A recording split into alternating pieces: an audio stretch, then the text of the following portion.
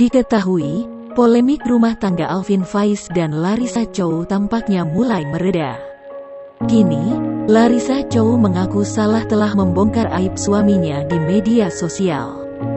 Pengakuan tersebut terlontar setelah Larissa Chow dan sang ibunda, Julie Tan, bertemu keluarga Alvin Faiz. Larissa pun tak membantah ketika dikonfirmasi apa benar dirinya membuat postingan Instagram Story tersebut.